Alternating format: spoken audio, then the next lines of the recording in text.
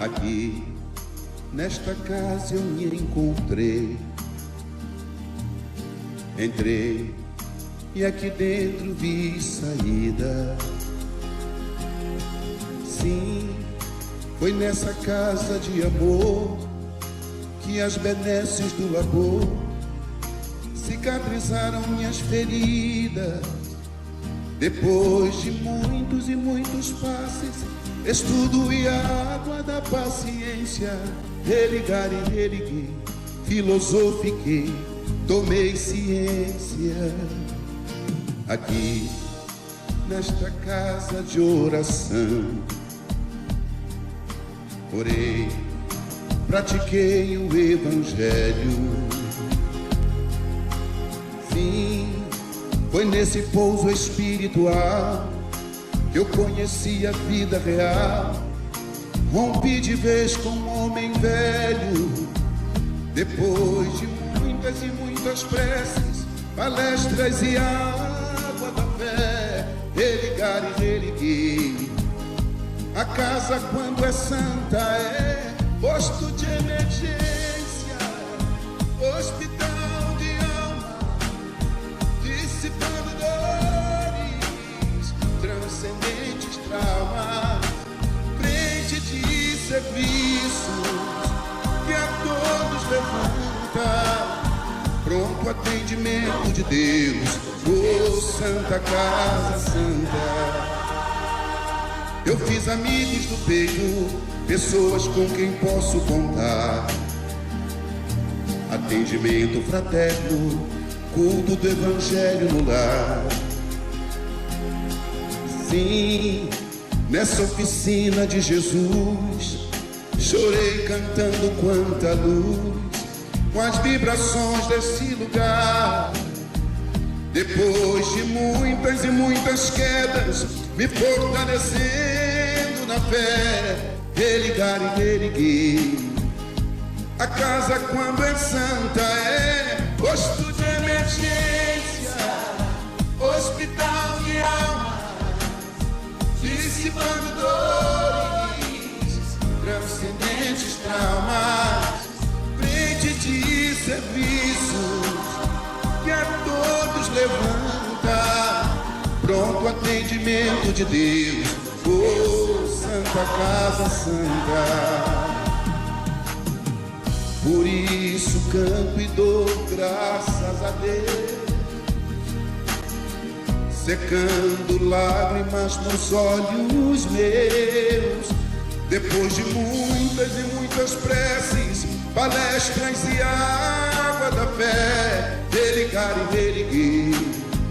Toda casa, quando é santa, é posto de emergência, hospital de alma, dissipando dores, transcendentes traumas, frente de serviços que a todos levanta, pronto atendimento de Deus, oh Santa Casa Santa. Posto de emergência, hospital de almas, dissipando dores, transcendentes traumas, frente de serviço que a todos levanta, pronto atendimento de Deus, Santa Casa Santa. Frente de serviços que a todos levanta, pronto atendimento de Deus, Santa Casa Santa.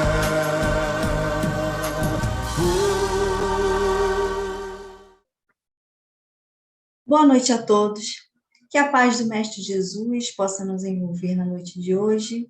Sejam todos muito bem-vindos a mais uma oportunidade que a gente está tendo de refletir junto, de crescer junto, porque é assim que tem que ser a nossa caminhada, né? Sempre unidos nos ensinamentos do Mestre, né? Procurando seguir os caminhos que o nosso Mestre traçou para nós. E para nossa harmonização da noite de hoje, nós vamos ler um capítulo do livro Caminho, Verdade e Vida, de Chico Xavier pelo Espírito Emmanuel. A lição é a 150, chamada Aguilhões. E ela começa com uma frase de Jesus, que está em Atos capítulo 9, versículo 5, que diz: duro é para ti recalcitrar contra o aguilhão. E Emmanuel vai discorrer para a gente sobre isso. O caminho evolutivo está sempre repleto de aguilhões. De outro modo, não enxergaríamos a porta redentora. Entrega-se Deus aos filhos da criação inteira. Reparte com todos os tesouros de seu amor infinito. Estimula-os a se elevarem por mil modos diferentes. Entretanto, existem círculos numerosos como a Terra, em que as criaturas não se apercebem dessas realidades gloriosas e paralisam a marcha, dormindo no leito da ilusão. Perante tal inércia, os mensageiros da providência, aos quais se confiou a tarefa de iluminação dos que estacionam na sombra, promovem recursos para que se verifique o despertar. Cientes de que Deus dá tudo, a vida, os caminhos, os bens infinitos, os gênios inspiradores, e só pede às criaturas se lhe dirijam aos braços paternais. Esses divinos emissários organizam os aguilhões por amor aos seus tutelados. Nesse programa, criou Jesus os mais nobres incitamentos para a esfera terrestre. A riqueza e a pobreza, a fealdade e a formosura, o sofrimento e a luta são aguilhões ou oportunidades instituídos pelo Cristo em benefício dos homens. Cada existência e cada pessoa tem a sua dificuldade particular, simbolizando o ensejo bendito. Analisa tua vida, situa teus aguilhões e não te voltes contra eles. Se o espírito da grandeza de Paulo de Tarso não podia recalcitrar, imagina o que se pedirá do nosso esforço. Linda lição, né? Chama muito a nossa atenção para que a gente tenha um despertar o quanto antes, né? E eu convido a todos agora para que a gente eleve os nossos pensamentos ao nosso Mestre Jesus. Bom e amado Mestre, muito obrigada por mais um dia aqui na Terra. Obrigada por mais uma oportunidade de crescimento. Mais uma oportunidade da gente poder volver o nosso olhar para Ti, para o nosso Pai, para a nossa realidade espiritual. Obrigada, Senhor, pelas oportunidades múltiplas de crescimento que temos todos os dias. Obrigada pela proteção sincera, pelo amor de nossos irmãos espirituais, pelo carinho que o Senhor devota a cada um de nós, Mestre. Muito obrigada por tudo, amado irmão. Que as suas bênçãos de luz e amor possam recair sobre cada um de nós, encarnados e desencarnados, que somos tão enfermos e necessitados do Senhor, Mestre. Que a sua luz, que o seu amor, possa tocar os corações mais aflitos, mais endurecidos, mais necessitados, Mestre. Que a sua luz possa ser chama que guie cada um de nós em nosso caminhar. Muito obrigada por tudo, Mestre. Que o Senhor possa ficar conosco hoje sempre, nos guiando, amparando, nos mostrando o caminho a seguir, e que nos auxilie a termos olhos de ouvir, olhos de ver e ouvidos de ouvir, para percebermos a sua mão na nossa vida, Mestre. Obrigada por tudo, Mestre querido. Fique conosco hoje e sempre. Que assim possa ser. Graças a Deus. Bom, irmãos, então, vamos à nossa reflexão da noite de hoje. E hoje a gente vai dar continuidade a uma sequência de palestras que a nossa amada casa tem feito, nossa amada Casa da Paz, que é sobre o perdão.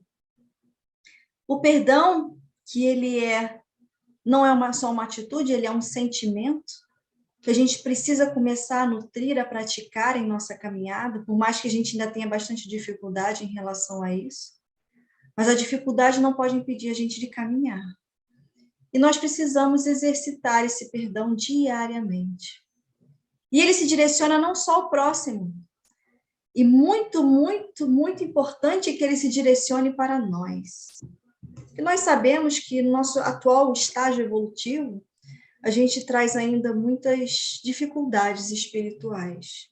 A gente ainda comete muitos equívocos. A gente comete boas escolhas, mas também muitos equívocos. E nós precisamos do perdão. Nós precisamos do perdão para poder limpar as mágoas, os ressentimentos em relação ao próximo. A gente precisa que o próximo tenha perdão para conosco, para com as nossas faltas. E nós precisamos ter o perdão para nós, conosco mesmo, para nós mesmos, né? E é sobre isso que a gente vai falar na noite de hoje, sobre o auto-perdão. A necessidade que nós temos e precisamos reconhecer e exercitar de nos amarmos, de nos perdoarmos, até mesmo por reconhecermos a nossa pequenez espiritual ainda. E refletir sobre esse tema atualmente é de grande importância, porque conforme a espiritualidade tem esclarecido para nós, são chegados os tempos. E muitos de nós, às vezes, pensamos, nossa, são chegados os tempos, o mundo vai acabar, vai tudo acabar, nós estamos presenciando uma guerra, coisa que a gente não imaginava mais que fosse possível acontecer, mas sim, é possível, devido à nossa ignorância espiritual tão grande ainda. Mas são chegados os tempos de transição planetária. A gente, para recordar, né, o que é transição planetária, é esse processo de transformação, de vibração, uma transformação espiritual do planeta. Todos os planetas passam por essas fases de transformação espiritual, de crescimento espiritual. E o nosso planeta, hoje ainda é considerado como um planeta de provas e expiações, está num processo de transformação, se encaminhando para se tornar um planeta em regeneração, um mundo em regeneração. E aí, a gente sabe, tem notícia pela espiritualidade que nos esclarece tanto, que esse processo de transformação começou com a vinda de Jesus. Que Jesus esteve entre nós, justamente porque nós ainda tínhamos muita dificuldade, ainda não compreendíamos o que foi trazido para nós pelas leis divinas. Os mandamentos trazidos por Moisés, né? Aquelas eram as leis divinas, e a gente não tinha ainda conhecimento pleno, conhecimento espiritual para compreender aquelas leis. E nosso irmão Moisés, por necessidade da época, criou as leis civis que vieram deturpar algumas situações que estavam na lei, e as pessoas começaram a valorizar muito mais as leis civis do que as leis divinas. E Jesus veio estar entre nós. Jesus veio aqui para executar a lei, executar as leis divinas. A gente fala lei porque a lei toda é a lei maior, que é a lei de amor. Então, ele veio exemplificar para nós o que é a lei de amor. O que nós precisávamos fazer, qual é a conduta que nós precisávamos ter na nossa caminhada, qual é a modificação de pensamento e de sentimentos que precisávamos empreender. Ele veio ensinar para a gente a nossa realidade espiritual. E que a gente percebe, observando o mundo hoje, a gente percebe que muitos irmãos ainda não compreenderam a realidade espiritual, que ainda estão muito apegados às situações materiais. E aí, quando a gente tem uma perspectiva, uma postura materialista da vida, a gente sabe que isso não está de acordo com as leis divinas, não está de acordo com o nosso eu, que é espírito.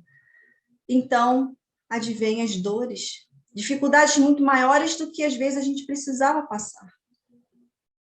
Então, Jesus mostrou esse caminho que a gente precisava trilhar e que hoje nós ainda somos muito necessitados de compreender qual é esse caminho e de seguirmos esse caminho para alcançarmos o reino dos céus. Que, como ele mesmo falou, o meu reino não é deste mundo. O reino dos céus não é conquistado através das coisas materiais. Não é conquistado através do dinheiro, né, das situações exteriores. O reino dos céus é um estado de espírito, é um estado nosso. E que Jesus, ele veio trazer para a gente todo o caminhar que precisávamos ter para poder alcançarmos esse reino dos céus. E a transição do mundo, portanto, ela é uma transição, uma transformação espiritual. E essa transformação espiritual, ela precisa ser feita por cada um de nós, porque ela obedece à chamada lei do progresso, que é uma lei divina, uma das leis divinas, né? Tudo progride, tudo necessariamente vai crescer, evoluir e se desenvolver para o bem, para melhor. Porém, muitos de nós estamos, como a lição falou do caminho, verdade e vida, como Emmanuel nos disse, muitos irmãos estão escolhendo a inércia, estão escolhendo paralisar a sua caminhada e não seguir em frente, e não, apesar das dificuldades e do movimento doloroso que é, sim, a gente se deparar com as nossas dificuldades, com os nossos grandes equívocos, estão escolhendo paralisar a sua marcha. Mas a lei, ela não para, ela é irrevogável. O planeta vai desenvolver e vai passar para o estágio de regeneração, apesar de nós. Porque muitos irmãos já se deram conta dessa necessidade e estão lutando, estão lá se esforçando para modificar a sua vida, para crescer espiritualmente, moralmente, né? Mas muitos também ainda não despertaram para essa realidade espiritual que somos nós. E o mundo vai modificar. E cabe a nós decidirmos se nós queremos paralisar a marcha ou se nós desejamos modificar a nossa vibração, porque a modificação planetária é uma modificação energética, magnética, de vibração. Se a gente quer modificar, nos modificarmos para que tenhamos essa sintonia vibratória com o nosso planeta, que está crescendo. Então, nós precisamos fazer com que esse homem velho fique no passado e precisamos dar lugar para que o homem novo cresça. Esse homem renovado em suas atitudes, renovado em seus pensamentos, renovado energeticamente, fluidicamente. Justamente para que nós tenhamos a possibilidade, quem sabe, tomara, de numa próxima encarnação, voltarmos a estar aqui, nesse planeta lindo que Deus nos proporcionou. Cabe a nós fazermos a escolha, né? Então, esse processo de transformação, ele não é fácil. Em momento algum, Jesus disse para a gente que seria fácil. Ele disse que era necessário. E aí nós precisamos nos perguntar como que nós temos nos encaixado nesse processo. Será que eu estou alimentando em mim, diante dessas situações todas do mundo que a gente tem observado, né? Que elas são pertinentes justamente à transição planetária. Ainda que elas sejam negativas, nada se perde na criação do Pai. Inclusive, as situações negativas, elas servem para nós como alertas, como luzes nos conduzindo àquilo que precisamos de verdade fazer. A gente observa o que não deve e o que deve fazer. E aí, eu estou assumindo diante disso uma perspectiva derrotista da vida, pessimista. Ah, está tudo acabando, está tudo errado, sabe? Esse mundo está todo distorcido. Eu vou fazer tudo o que eu quiser mesmo, tudo que eu tenho vontade mesmo. Vou morrer mesmo, o mundo vai acabar. Então, né, eu vou curtir tudo que eu posso curtir. Grande equívoco de muitos irmãos, como temos observado. Essa é a perspectiva pessimista da vida. Ou será que nós estamos alimentando em nós? Ou será que nós começamos a despertar em nós essa convicção de que temos a necessidade de transformação moral, de transformação espiritual? É um questionamento que a gente precisa se fazer. Qual é a lente que eu estou usando para enxergar o mundo ao meu redor? E quando tudo aparentemente está em desarmonia, a gente está se deixando levar pelo turbilhão das paixões terrenas, ou nós estamos buscando nos harmonizar? E se harmonizar não é um processo fácil, porque ele requer que a gente mude velhos hábitos. A gente, infelizmente, até então a gente tem se deixado levar muito pela correria do dia a dia, da vida. A gente acha que 24 horas são pouco para que a gente possa fazer tudo o que tem que fazer no nosso dia. E a gente está deixando muito de lado a nossa realidade espiritual. O que nós viemos fazer aqui, de fato, né? E a irmã Cidufo, ela fala para nós no livro Escutando Sentimentos, que para a gente poder ter essa harmonia, ela diz o seguinte, que os sentimentos que mais necessitamos compreender para a nossa harmonia são aqueles que dizem respeito a nós próprios. Então, a gente precisa começar a empreender esse caminhar de autoconhecimento. A gente precisa começar a parar, porque a gente anda muito acelerado, parar, desacelerar, e começar a fazer esse movimento de introspecção. Começar a analisar os nossos sentimentos, os nossos pensamentos, porque eles são força criadora fortíssima. Então, não é à toa que Sócrates disse para nós, conhece-te a ti mesmo. Precisamos nos conhecer, inclusive para sabermos quais são as nossas necessidades.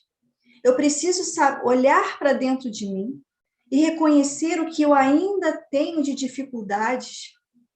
Não usemos as palavras defeito, porque defeito parece que não tem conserto, mas tem.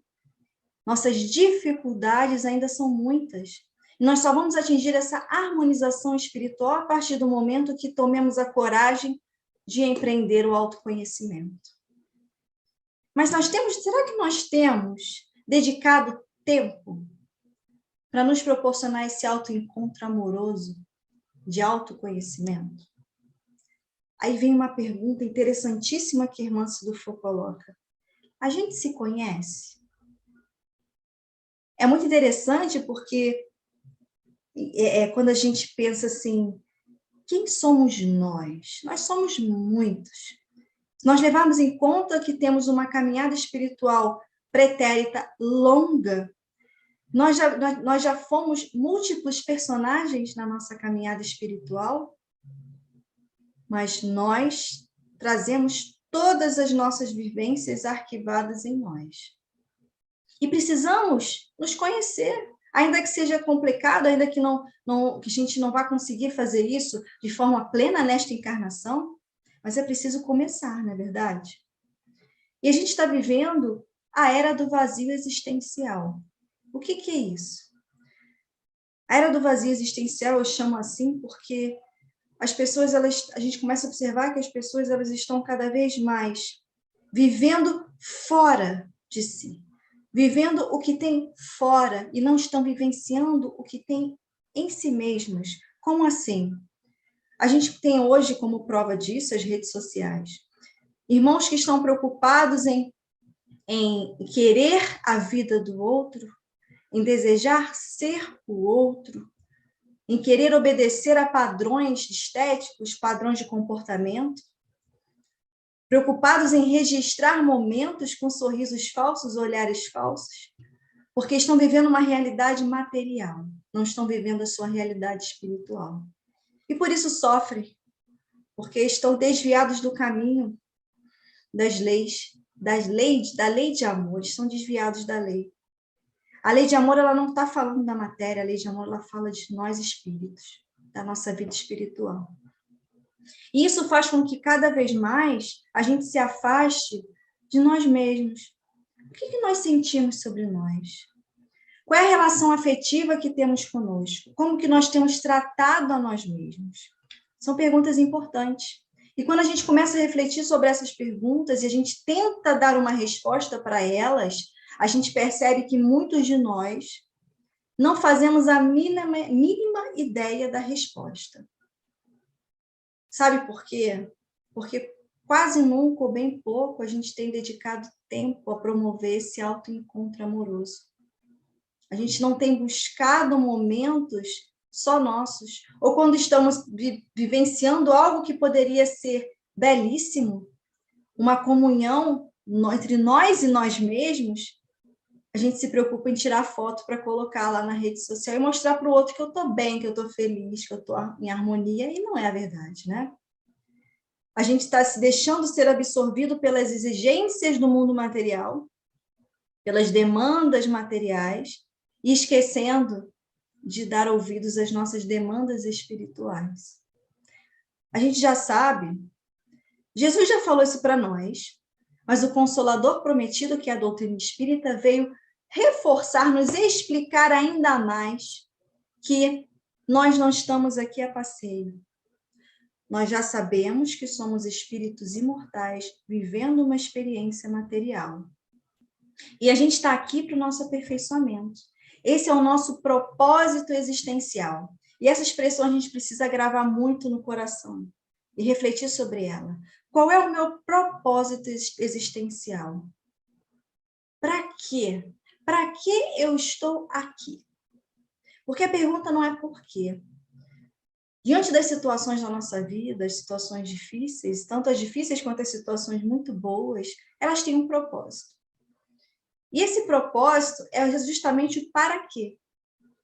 A gente sabe que todas as situações da nossa vida, sejam boas ou não tão boas assim, elas têm o propósito do nosso aperfeiçoamento espiritual, nosso crescimento espiritual. Então, nós estamos aqui com o propósito de, neste hospital escola concedido pela misericórdia do Pai, a gente está aqui para que a gente repare nossos equívocos de encarnações anteriores e que para a gente repare equívocos desta encarnação, porque a gente tem ainda essa conduta, e para que a gente possa criar novos aprendizados, para que a gente possa se desenvolver ainda mais, para que não precisemos passar por determinadas situações novamente. É para isso que nós estamos aqui. Então, diante das situações, exercitemos a pergunta, para quê?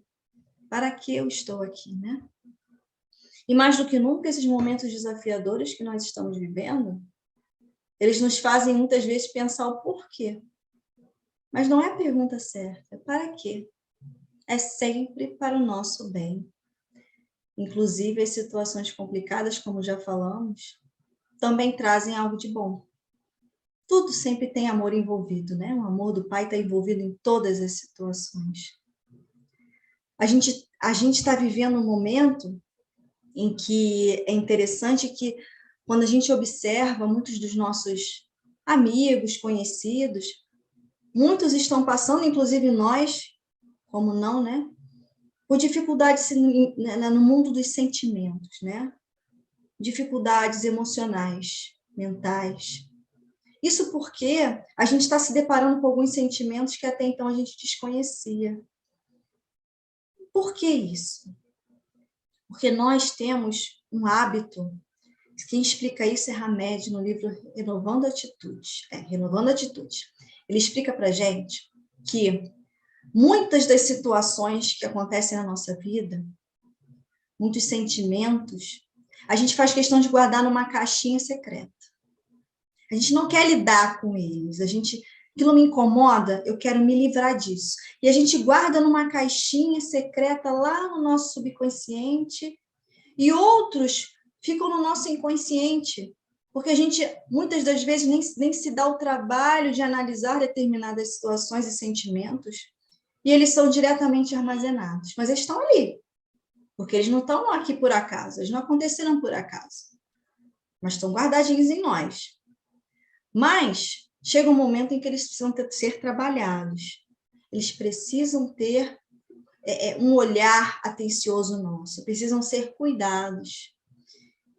E por isso que esses sentimentos estão vindo à tona, porque nós estamos nesse momento grave de transição planetária. O tempo urge, e as transformações espirituais precisam ser empreendidas para ontem. E aí os sentimentos, eles estão emergindo, eles estão surgindo, e nós muitas vezes não sabemos por quê, não conseguimos entender quando, mas a gente tem começa a sentir algumas coisas diferentes. E essas coisas diferentes são os nossos medos que foram armazenados, inseguranças, angústias, insatisfações, culpas, entre tantas outras situações. Só que eles precisam emergir, eles precisam vir à tona para que a gente possa trabalhá-los.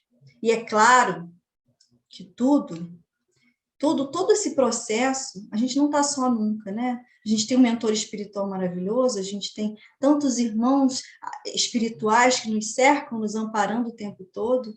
Eles nos auxiliam até mesmo para que esses sentimentos, essas situações não venham todos de uma vez só. São colocadas situações na nossa vida para que cada um deles venha à tona, para que a gente, olha, isso está diferente, eu nunca senti isso. Por que será que eu estou com esse medo? Por que será que eu trago essa culpa? É para isso. Então, as situações vêm aos poucos, com muito amor. Tudo na criação é amor. As coisas vêm com amor para que a gente tenha a oportunidade de despertamento, de transformação. Isso mostra para a gente o quê? Que nós ainda não estamos em harmonia espiritual conosco mesmos. E a gente precisa empreender essa viagem de autoconhecimento rapidamente. Quanto antes começar. Não é uma viagem rápida, mas ela precisa ter o seu começo, né? E basta que a gente lembre do mandamento maior trazido pelo nosso Mestre Jesus. Ele foi receitado pelo nosso médico dos médicos, né? Médico das almas. E ele disse para a gente o seguinte, eu vou ler aqui, ó, está em Mateus, no capítulo 22. Amarás ao Senhor teu Deus de todo o teu coração, de toda a tua alma e de todo o teu entendimento, e ao seu próximo como a ti mesmo. Como a ti mesmo. E aí Jesus, quando a gente para analisar com muito carinho o que Jesus falou para nós, ele já estava deixando claro que a relação afetiva que eu tenho comigo mesmo determina qual é a postura que eu vou ter diante da vida, perante o meu próximo e a mim mesmo, sempre, né? Essa relação afetiva em relação, de mim para comigo mesmo, ela determina qual é a minha relação com o mundo que me cerca, incluindo tudo que faz parte dele, né?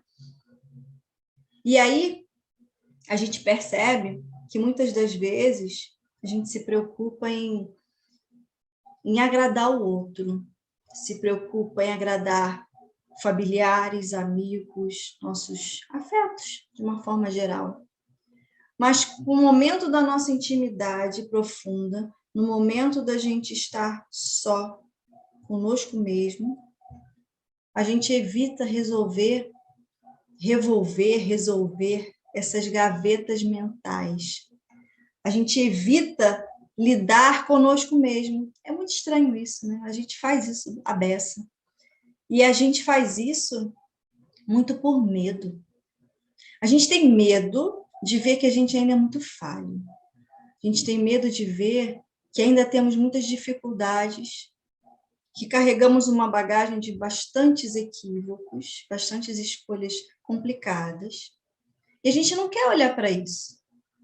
A gente quer se dedicar ao que está fora, a quem está fora. É claro que isso é importante, se dedicar ao familiar, ao amigo, mas, poxa, como que eu vou dar o melhor de mim se eu não proporciono bem para mim mesmo?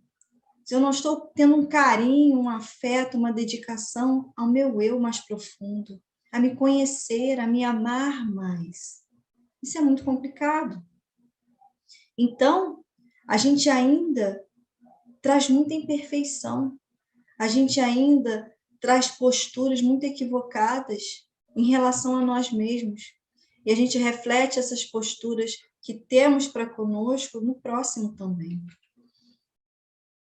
E o Hamed fala para a gente que o mais interessante disso tudo é que a gente se recusa a promover esse encontro amoroso para que a gente evolua, certo? Porque o propósito disso é a gente evoluir.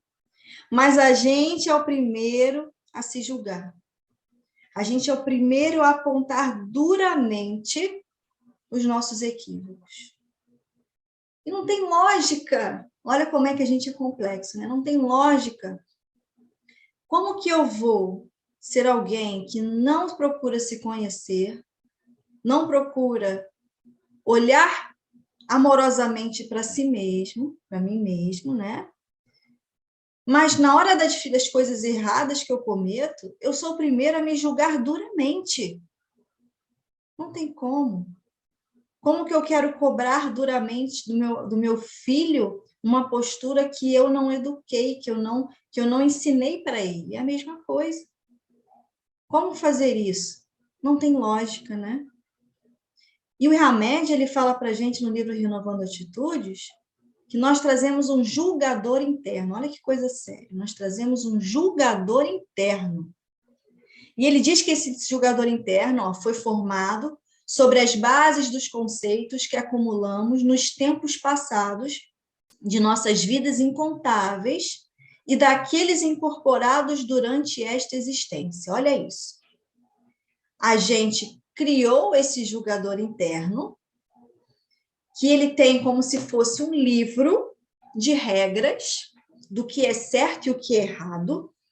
Essas regras a gente foi escrevendo nesse livro ao longo das nossas sucessivas encarnações, desta inclusive, e a gente se utiliza desse livro de regras para julgar o próximo e para nos julgar severamente. E aí o Hamed continua dizendo que, mas nem sempre esse julgador, que ele chama de nossa consciência crítica, que é nosso lado crítico, a nossa razão crítica, nem sempre isso condiz com a realidade perfeita das coisas. Sim, porque se esse livro de regras, de condutas, ele foi criado a partir das nossas sucessivas encarnações, essas condutas elas foram absorvidas também a partir de conceitos de outros. O que o outro achava que era certo, o que o outro achava que era errado, e trouxe para mim. Por exemplo, quando a gente fala das leis civis criadas por Moisés. Quantos irmãos, inclusive até hoje, utilizam-se daquelas regras para estabelecer a sua conduta, para julgar o outro e julgar a si mesmo. Às vezes, mais julgar o outro do que a si mesmo, mas acontece também, né? Então, a gente vai criando medidas de comportamento, modelos de comportamento e de sentimentos a partir do outro. Mas o outro é tão imperfeito quanto eu. O único modelo que eu preciso seguir é o mestre. Ele é o modelo mais perfeito que nós já tivemos aqui na face da Terra. É ele que nós precisamos seguir. É ele que nós devemos usar como modelo para nos espelharmos. Mas, como nós já construímos essa base de conceitos através dos tempos, é preciso que nós comecemos a reanalisar e ressignificar esses conceitos. E segundo Hamed ainda, essa consciência crítica que nos autocensura ou autoaprova, nos influencia a partir do mesmo agir do mesmo modo que os adultos agiram sobre nós quando éramos crianças. Olha isso. A Freud explica, né?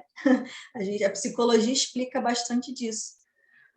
Então, nós adquirimos conosco mesmos a postura que os nossos pais ou responsáveis tiveram para conosco.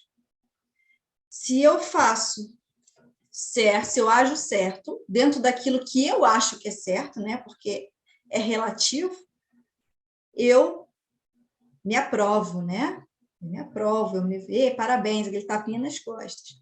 Agora, se eu faço alguma coisa que não está de acordo com o que eu acho que é o certo, a autocensura ela cai sobre mim de uma forma severa. Que nem o pai coloca de castigo, eu me coloco de castigo. Sem procurar entender, sem procurar refletir sobre aquela conduta, sem procurar entender o que aconteceu, por que me levou a ter determinado tipo de atitude, ou sentir, ou pensar de determinada forma. Não avalio isso, eu simplesmente julgo. E a gente sabe que o julgamento ele não é a atitude correta, né? Julgar não é o correto em momento algum.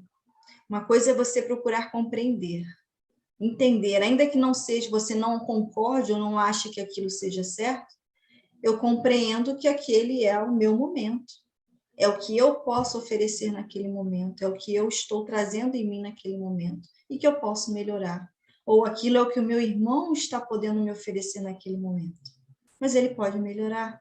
E não julgar, condenar a pessoa por determinado tipo de deslize que todos nós cometemos. E aí, para a gente poder ilustrar isso, nada melhor do que um exemplo conhecido por todos nós, que está em João, no capítulo 8, que é o caso da mulher adúltera. Eu vou ler rapidinho para nós, para que a gente reflita. Diz assim, olha, Jesus, porém, foi para o Monte das Oliveiras. De madrugada, ele foi novamente para o templo. Todo o povo vinha até ele, e após sentar-se, os ensinava.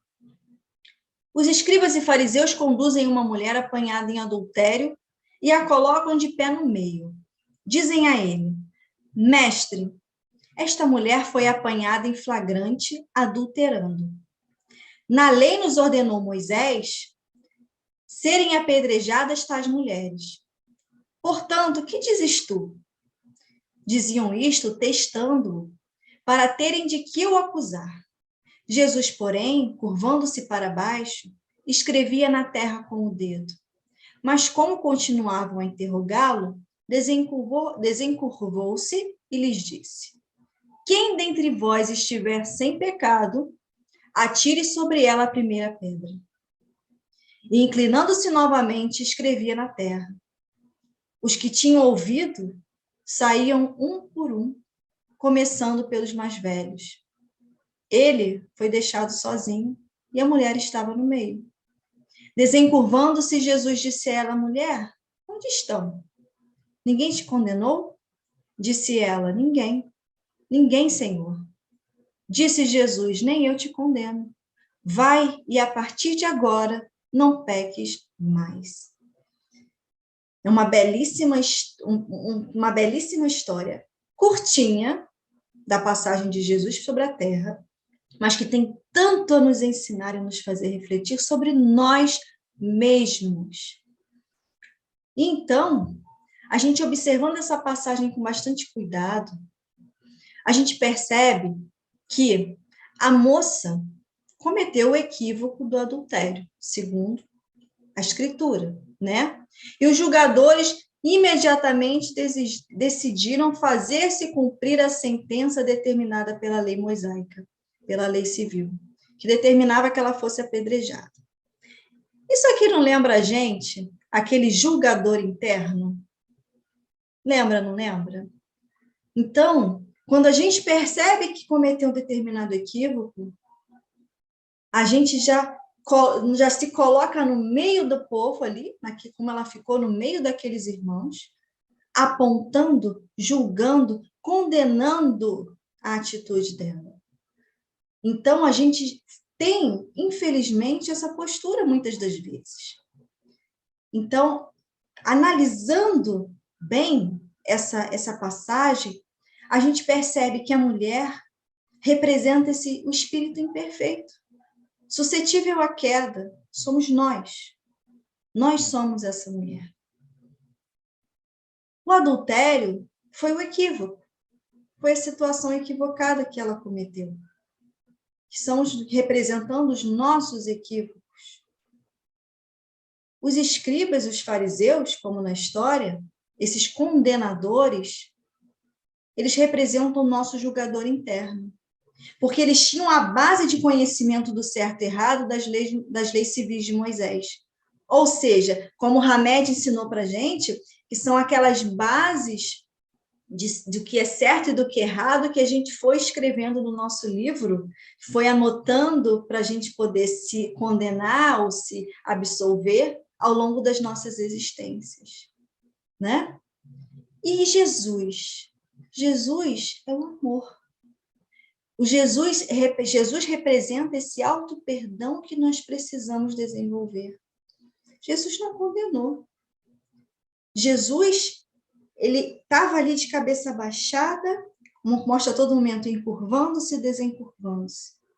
A gente pode entender isso como um processo reflexivo, um processo analítico, né? Também, ou seja, ele estava analisando, refletindo, sentindo a situação que estava acontecendo, de forma que ele pudesse também ter a melhor conduta.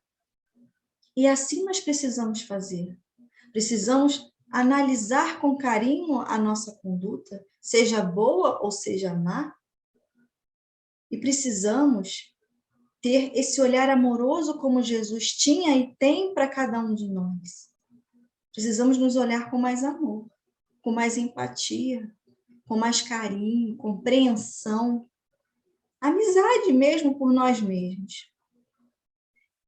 E vem a pergunta, nós nos perdoamos como Jesus o fez àquela moça?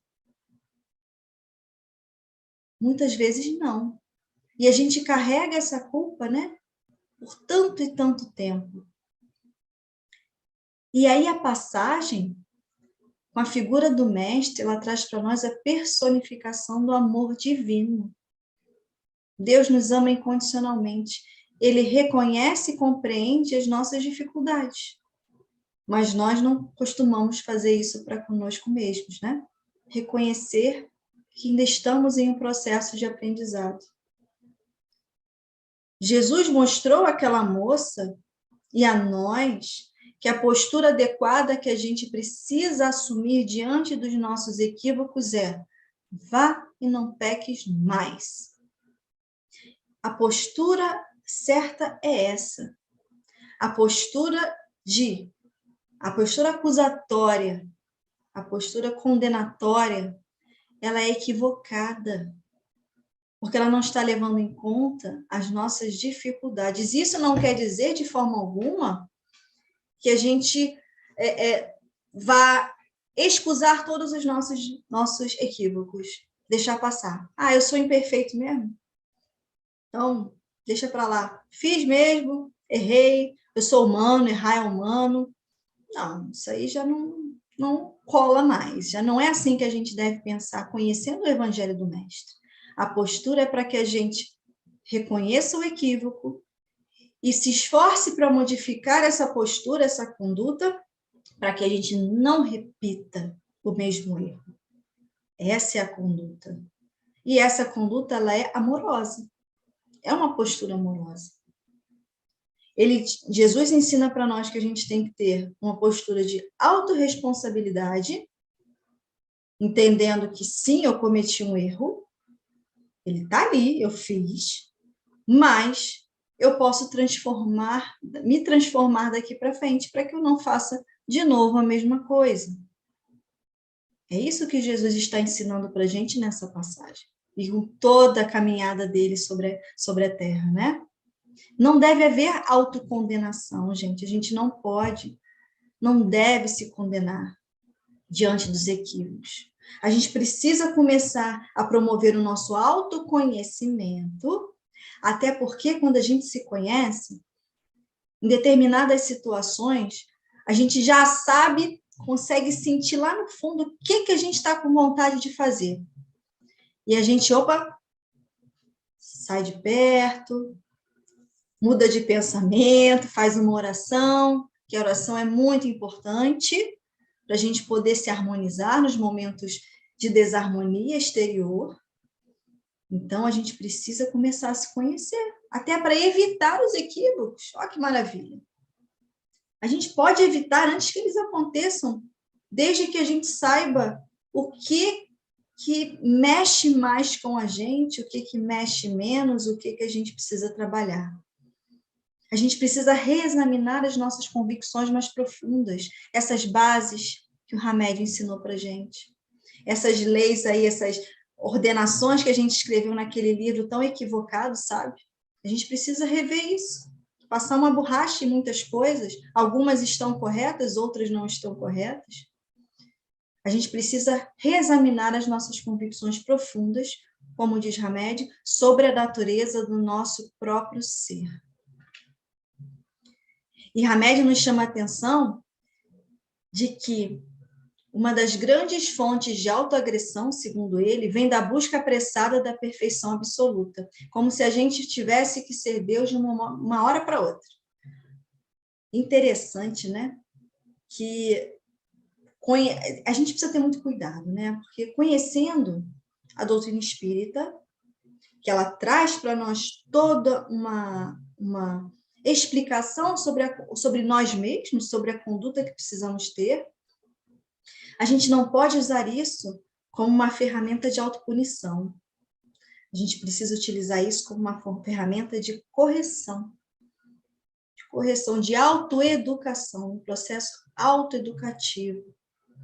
A gente não pode utilizar isso como uma ferramenta de cobrança excessiva. A cobrança é necessária, mas tem que ser amorosa, não condenatória, né? E aí a gente sabe que o próprio Kardec disse para a gente, lá no Evangelho, disse: reconhece-se o verdadeiro espírita pela sua transformação moral e pelos esforços que empreende para dominar as suas más inclinações, né? Esforço. A gente não vai virar espírito puro do dia para a noite, do ano para o outro. Porque eu estou na casa espírita há 20 anos. Eu já sou uma pessoa renovada, né? Que eu não... Aquela falsa ideia de pureza, né? Que muitos irmãos até tentam passar, mas que a gente sabe que não é isso. A gente melhora muito, quando a gente aproveita a oportunidade do estudo, do conhecimento para se modificar. A gente cresce muita coisa, a gente muda muita coisa, mas ainda tem muita coisa para ser modificada. Então, é preciso que a gente reflita para que a gente use os conhecimentos que estão chegando até nós diariamente para a gente modificar nossa caminhada. Isso demanda esforço, coragem, força de vontade, né? A vontade é uma palavrinha aí importantíssima durante esse processo de autoconhecimento e autotransformação, né? E quando a gente não se aceita como a gente é, isso faz com que a gente comece a criar uma desestima por nós próprios. O que é totalmente contrário à lei de amor, totalmente contrário. A gente fica se culpando eternamente, se condenando eternamente pelos nossos equívocos. Puxa vida, não é assim que funciona, a gente não é perfeito. Eu cometi um equívoco, vou tentar repará-lo da melhor forma possível. Vou fazer todos os meus esforços para que eu repare aquele meu equívoco. E se assim eu não conseguir, que eu faça os meus esforços para que eu não repita. É assim que acontece, né?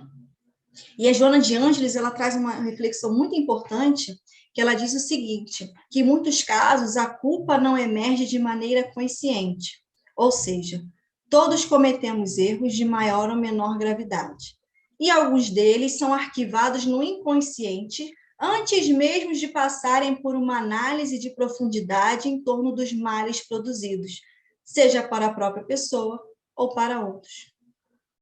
E aí, é interessante isso que ela fala, que às vezes a gente faz algo de equivocado e não se dá conta, mas aquilo fica arquivado. Ela falou que a gente arquiva direto no nosso inconsciente sem que aquilo passe pelo crivo da análise do que é certo e do que é errado. A gente já armazena automaticamente. Só que ela diz também que mais cedo ou mais tarde esses conflitos eles são liberados. E a gente não está falando só dessa encarnação, a gente está falando de todas elas. Esses conflitos eles são liberados. E aí ela fala que geram efeitos como isolamento, depressão, tristeza crônica, desinteresse pela vida. E ela diz que quando isso se estende por encarnações a fio, ou seja, como eu armazenei determinadas situações equivocadas que eu cometi, sem analisá-las, elas vão direto no meu inconsciente, aquilo está guardado ali. Ficou impresso em mim, está marcado no meu perispírito. Porque sou eu, é a conduta que eu tive, né? Ela diz que quando isso se estende, que a gente não analisa, não faz esse processo de autoanálise, de autoconhecimento, para reconhecer determinadas dificuldades e começar a transformá-las, ela diz que traz outros tipos de consequências, como algumas doenças congênitas, alguns casos de câncer, depressão, esqueci como se chama, um tipo de depressão que a pessoa não consegue achar causa, né? A gente passa a ter passar por determinadas situações, desculpa, sem saber o porquê passa a sentir determinadas coisas sem conseguir achar a causa, mas porque nós fomos imprevidentes e armazenamos as nossas dificuldades como erros gravíssimos e não tratamos daquela ferida com carinho e com amor. Ela não foi cicatrizada, curada. Ela ficou lá guardadinha. Só guardei na gavetinha. Por isso que muitos de nós, às vezes, trazemos uma culpa, que a gente sente uma culpa que não sabe por quê. Faz análise, conversa sobre isso com o terapeuta, e é uma culpa que a pessoa não sabe por que ela está se sentindo culpada, que ela sente que não merece ser feliz, não merece crescer, não merece o amor que recebe. Isso tudo é o nosso julgador interno. E a gente leva essa culpa por encarnações a fio, infelizmente. Mas isso vai mudar a partir de agora, porque a gente já está analisando e vendo a importância de se conhecer.